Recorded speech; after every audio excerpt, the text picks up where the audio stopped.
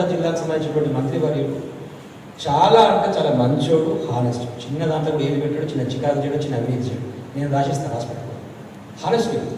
కానీ మీరు వారి దృష్టికి సమస్య తీసుకుపోయి దాన్ని పదే పదే పదే పదే పదే పదే ఫాలోఅప్ చేయడం మాత్రం పని కాదు. నేనే చెప్తాను. ఒకసారి చెప్పకుండా వదిలేస్తాను. కొద్దిగా లేవగానే ముగ్గురు ఎదురుగా నిలబడాలి. ఏం చేయండి, కొద్దిగా లేవగానే కింద క్యాబ్ ఆఫీస్లో ముగ్గురు ఏంటంటే ప్లాట్ ఏమనొద్దు. 2 రోజులు 3 రోజులు 4 రోజుకి ఏమైంది చూడగానే రామావు ప్లాట్లే కదా, ఏంటంటే ప్లాట్లే కదా అని ఆయన అనాలి. ప్లాట్లేనా మాట్లాడొద్దు. ఇక కొత్తగా ఎదురుగా నిలబడాలి. 5 రోజులు 6 రోజులు 7 రోజులు ఏం చేస్తాడు? ఏ రోజు అడ్జస్ట్ చేసి ఏం చేసుకోకూడదు. అది ఏదైనా కొద్దిగా సెలవుకి ఏంటైనా కదా అది పనిచేసుకునే పద్ధతి. గవర్నమెంట్కి అవకాశం ఉన్నక్కడ చేస్తారు, నేను చేరండి. కానీ మనం ఫాలోఅప్ చేసి చేసుకోవాలి. ఇప్పుడు ఉన్నటువంటి దాంట్లో జానే అనుకుంటే అయిపోదా మీ ప్లాట్ల పంచాయతీ ఏదైనా కదా కథనా నిజం మీకు తెలియదు, నాకు తెలియదు, నాకు తెలియదు.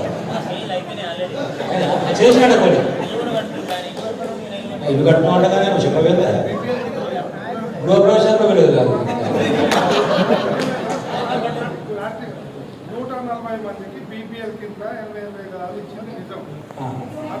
140 మెంబర్స్. సరే మీకు ఒక పని చేద్దాం.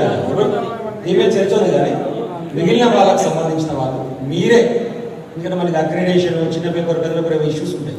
అది పెద్ద మాకు ఐడియా లేదు కాబట్టి మీరే అనుకొని ప్లాన్ చేసుకోండి. 200% మీ కుటుంబ సభ్యులుగా మంత్రి గారి దృష్టికి తీసుకుపోతా ఆ సమస్య ప్రయత్నం చేద్దాం. నా దగ్గర కూడా తుంగతుర్తి 6 మండలాల్లో మన నాయకులు వచ్చిన 6 మండలాల నుంచి వచ్చిన వాళ్ళు కూడా దయచేసి పోండి. ఏ మండలం ఎక్కడెక్కడ తీసుకురా, ఏం లేపవే వయసు నువ్వు కాదా ఆయన చెప్తాడు. సాక్షి సగం సగం ఉంటుంది కథ. అందుకని బాగా తిరుమలగిరిలో ఎక్కడ అవకాశం ఉందో తీసుకోండి, తీసుకొని చెప్తుంది. ఇంకోటి రికార్డింగ్ చేస్తూ చెప్పొద్దు కానీ 50 నుంచి 45 రోజులు పెంచింది కదా. ఏమో ఒక సుఖ తిప్పుకొని 150 అప్లై చేసుకోవాలి కదా, అది కూడా చెప్తారు. చెప్పుకొని రావాలి. సార్ మున్సిపల్ చైర్పర్సన్ పట్టుకోవాలి అన్నీ రాజపేట అని చెప్పి చేసుకోవాలి. ఏదో తెలివి ప్రదర్శించాలి కానీ అన్నీగా ఎమ్మెల్యే గారు చేస్తలేడు, మంత్రి గారు చేస్తలేడు అంటే కావు పనులు. గ్రామీణ ప్రాంతాల్లో కూడా విలేకరులుగా ఉండడం, ఈ గ్రామీణ ప్రాంతాల విలేకరులు అనేది మన పత్రికా రంగ వ్యవస్థకి ఒక మూలధాతువు జీవనాడు. అయితే మామూలుగా ఇతర రాష్ట్రాల్లో ఉన్న పద్ధతులు వేరు, మన రాష్ట్రంలో ఉన్న పద్ధతులు వేరు. మన రాష్ట్రంలో జర్నలిస్టుల సంఖ్య కూడా టాబ్లాయిడ్ సిస్టమ్ ఉండడము, గ్రామీణ విలేకరులు ఉండడం వల్ల చాలా ఎక్కువ.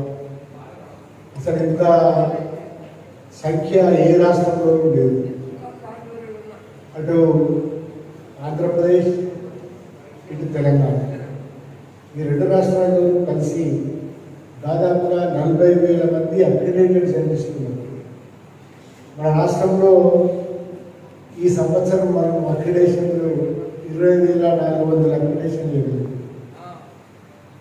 దానివల్ల మనకి మామూలుగా జర్నలిజంలో ఉండే అర్హతలు, అంటే డిగ్రీ చదవడం లేదా దానికి సంబంధమైన జర్నలిజం డిగ్రీ చదవడం ఇలాంటివన్నీ ఉండేది. కానీ టాబ్లాయిడ్ జర్నలిజం వచ్చిన తర్వాత మామూలుగా ఇవన్నీ లేకుండా పోయినాయి. దానివల్ల ఈ జర్నలిస్టులకి తరగతులు కంపల్సరీగా పెట్టాలి, శిక్షణ నేర్పాలి అనేది ఒక కాన్సెప్ట్గా అకాడమీ ప్రారంభించింది. నిజానికి ఏం శిక్షణ ఇవ్వగలమో లేదు. జర్నలిజం కాలేజీలలో వాట్ ఈజ్ న్యూస్ అట్లా ఇట్లా అకాడమిక్గా అంటారు కదా, అకాడమిక్ శిక్షణ ఇస్తాయి. ఈ అకాడమిక్ శిక్షణ వల్ల జర్నలిజంలో రెగ్యులర్గా పనిచేసే సామర్థ్యం రాదు. అందువల్ల అసలు డే టు డే జర్నలిజం ఏంటి, ఆ జర్నలిజంలో వస్తున్న సమస్యలు ఏంటి,